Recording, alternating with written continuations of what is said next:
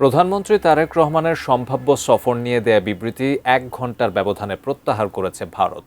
এমন খবরে যখন গণমাধ্যম সয়লাব, ঠিক সেই মুহূর্তে সামনে এসেছে ঠিক কী কারণে পিছিয়ে গেল প্রধানমন্ত্রীর দিল্লি সফর, এ নিয়ে নিজেদের অবস্থান জানিয়েছে বাংলাদেশ। বিস্তারিত থাকছে শেখ ফরিদের রিপোর্টে। প্রধানমন্ত্রী তারেক রহমানের সম্ভাব্য ভারত সফর ঘিরে শুরু হওয়া গুঞ্জনের মধ্যে নিজেদের অবস্থান স্পষ্ট করেছে বাংলাদেশ। আগামী ২৩ থেকে ২৫ আগস্ট তারেক রহমান দিল্লি সফর করতে পারেন। ভারতীয় সংবাদ মাধ্যমে এমন খবর প্রকাশিত হওয়ার পর ঢাকা জানিয়েছে এই সফরের বিষয়ে এখনো কোনো চূড়ান্ত সিদ্ধান্ত গ্রহণ করেনি বাংলাদেশ। ২১ আগস্ট রয়টার্সকে দেওয়া এক সাক্ষাৎকারে এমন তথ্য জানিয়েছেন প্রধানমন্ত্রী তারেক রহমানের প্রেস সচিব সালেহ শিবলি। তিনি আরও জানান, সাবেক প্রধানমন্ত্রী শেখ হাসিনা ও অন্য পলাতক আসামিদের প্রত্যর্পণের বিষয়ে ভারতের আনুষ্ঠানিক জবাবের অপেক্ষায় রয়েছে বাংলাদেশ। নতুন বাংলাদেশ গড়তে এলো জুলফিকার স্টিল। জুলফিকার স্টিল ২০২৪ সালে ক্ষমতাচ্যুত প্রধানমন্ত্রী ও মানবতা বিরোধী অপরাধের দায়ে মৃত্যুদণ্ডপ্রাপ্ত শেখ হাসিনার পতনের পর থেকে বাংলাদেশ ও ভারতের মধ্যে টানাপোড়েন চলছে।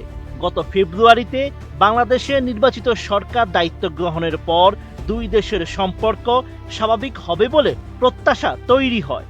এর অংশ হিসেবে দিল্লিতে প্রধানমন্ত্রী তারেক রহমানের প্রথম সফর নিয়ে কয়েক সপ্তাহ ধরেই দুই প্রতিবেশীর মধ্যে আলোচনা চলছে।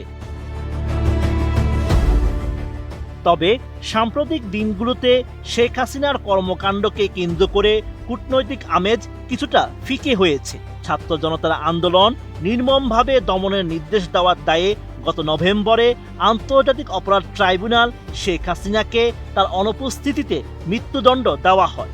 ভারতে থাকা সাবেক এই প্রধানমন্ত্রী সম্প্রতি দিল্লিতে সাংবাদিকদের উদ্দেশ্যে অনলাইনে ভাষণ দেন এবং আগামী ডিসেম্বরে দেশে ফেরার ঘোষণা দেন।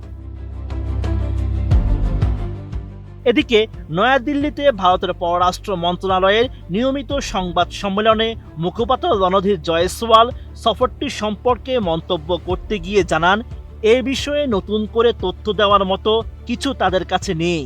শেখ হাসিনাকে ফেরত পাঠানোর অনুরোধের বিষয়ে ভারত জানায়, বিষয়টি তারা পরীক্ষা নিরীক্ষা করে দেখছে।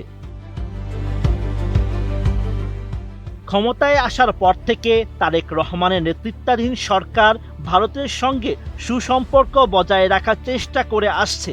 তবে গত সপ্তাহে ঢাকার পক্ষ থেকে ইঙ্গিত দেওয়া হয়, প্রধানমন্ত্রী সফরের জন্য আরও বেশি অনুকূল কূটনৈতিক পরিবেশ প্রয়োজন। মূলত শেখ হাসিনা দিল্লিতে সাংবাদিকদের উদ্দেশ্যে বক্তব্য দেওয়ার পরই দুই দেশের কূটনৈতিক সম্পর্ক আবারও জটিল হয়েছে।